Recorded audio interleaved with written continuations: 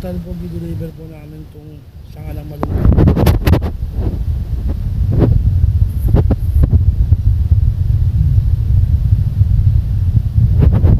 So di-deliver namin siya. Mamaya alis na kami.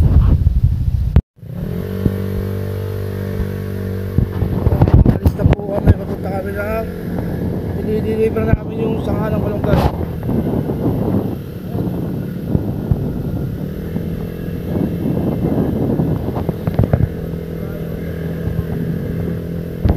I-deliver po namin.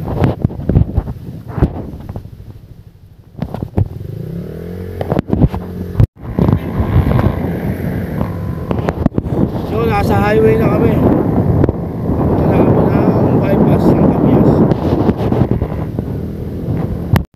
So nandito na kami sa bypass dito sa may Capias. Check natin.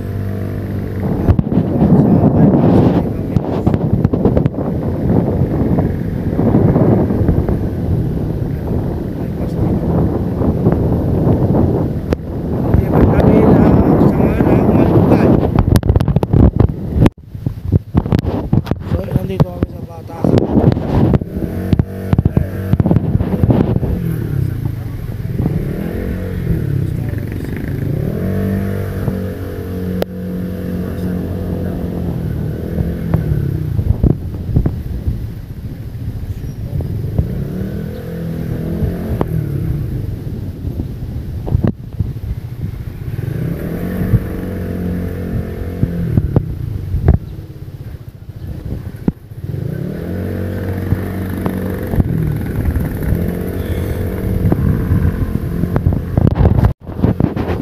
Yung mga katalbog, na deliver na namin yung sanga doon sa may Batasang Matanda.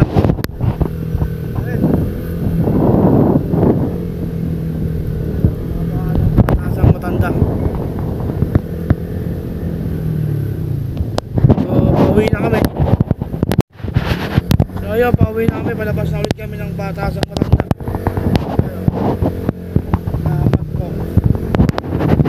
Palabas na ulit kami ng Batasang Matanda. Yung elementary nila oh. So ayun, babalik na kami. Dadaan ulit kami sa bypass. So let's go, uwi na tayo. Yun, dito na ulit tayo sa bypass sa Capias. Papunta na tayo ng palabas na tayo ng bypass.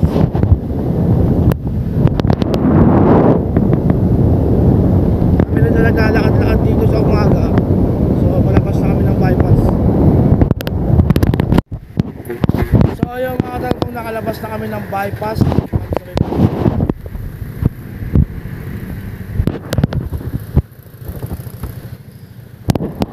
So pauwi na kami.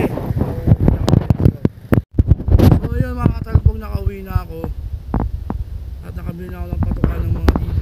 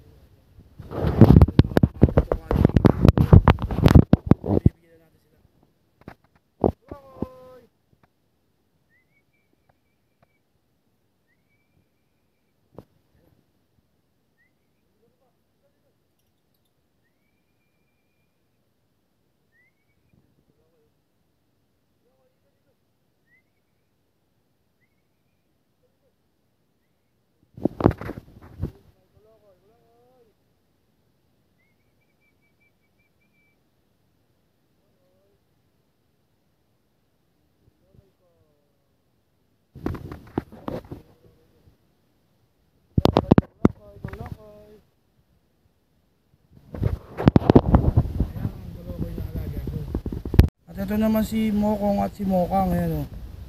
Kapatid din nila Kuloko ito. Isa lang din ina nila. Ayan o. Malalaki na rin sila. Almost 2 weeks na rin sila. Ayan o. Napakain ko na rin sila. Nakabili na rin ako patuka dahil sa nabenta namin sa Manong Malunggay. So ayan sila. Yan ang mga alaga ko. May mga alaga akong manok dito, yung mga Rhode Islands. Nabilang ko rin ng kapatuka. So, yun. Ito na may mga alaga nating Rhode Island. Malalaki na rin sila. O, ayan o. Malalaki na din. Bago nating Rhode Island yan. Ayan. Yan, malalaki na rin sila.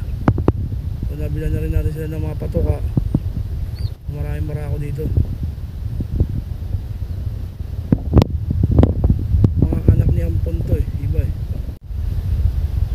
Tapos ito naman yung bago namin. Binili to ni Katalpos. Ang ganda rin lahi nito kasi medyo mahal din. Ayun, ang ganda ng manok oh. So pagkabili niya dyan 500 yung dalawa na yan. Nakatawad pa kami dyan.